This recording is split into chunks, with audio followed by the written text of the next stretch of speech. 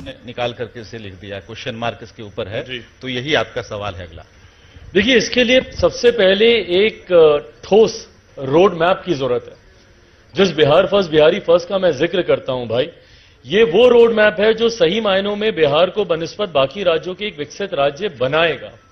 भाई, भारत एक साथ आजाद हुआ, भारत के तमाम प्रदेश एक साथ आजाद हुए, तो फिर क्या कारण है कि बिहार इतना पिछड़ा और पिछड़ता ही जा रहा है?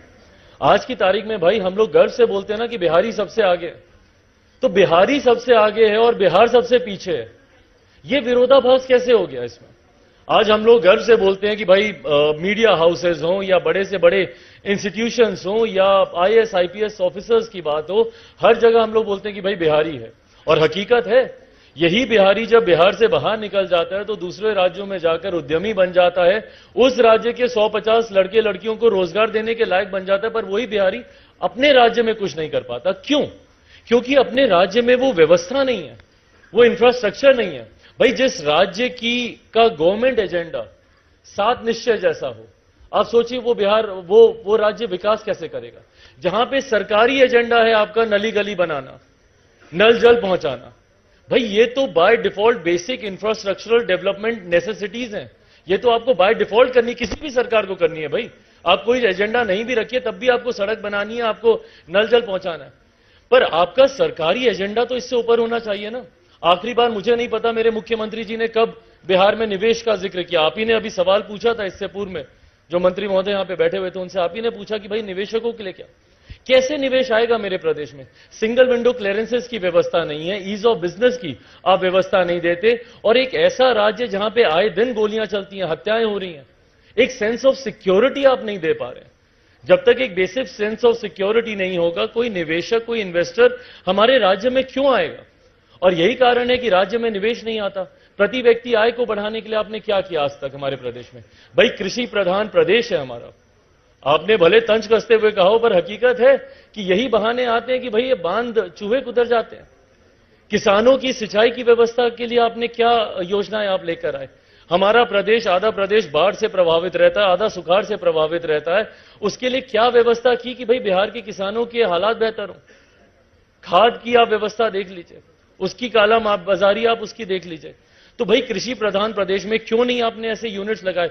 बिहार का केला, हाजीपुर मेरे नेता, मेरे पिता का गढ़ रहा है, वहां से वो निरंतरता में जीते रहे, वहां का केला इतना मशहूर है।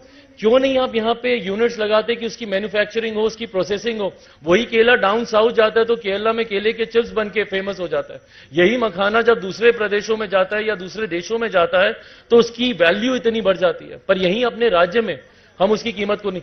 तो ये फर्स्ट बनेगा, पर तब बनेगा जब इसके लिए एक रोड मैप होगा, पर वो रोड मैप मौजूदा सरकार के पास नहीं दिखता।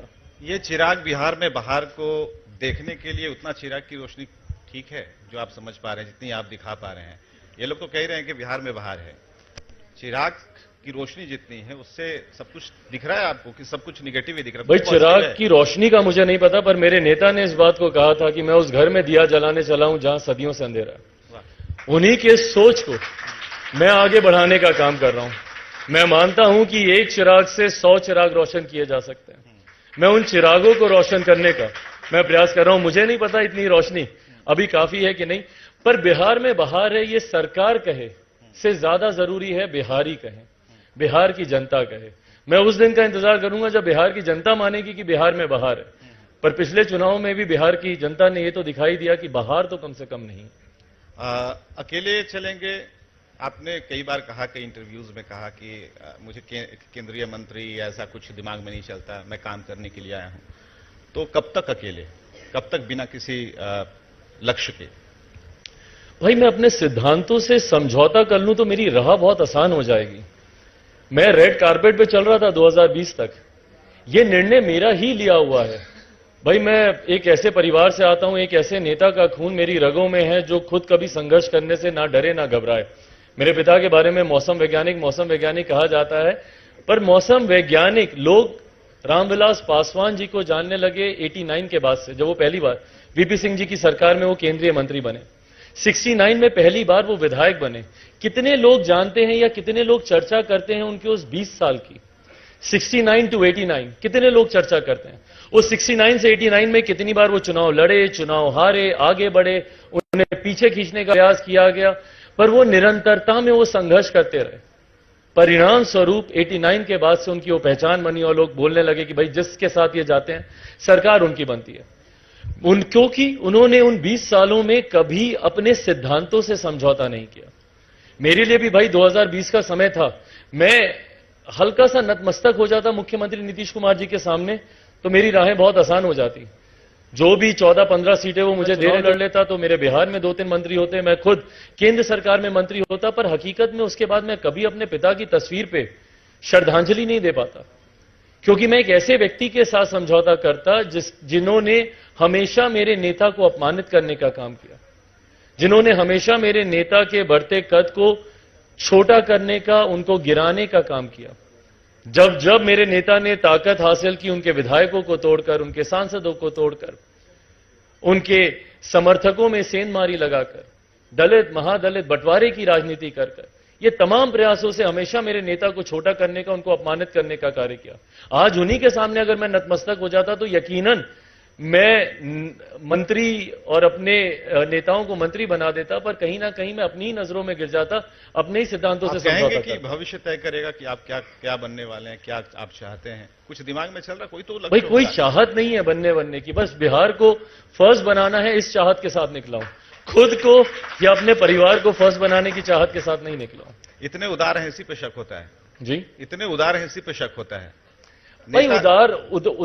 उदारता नहीं है ये। मैं एक ऐसे परिवार से आता हूं जहां मैंने सब देखा है, तो संतोष है, वो संतुष्टि है।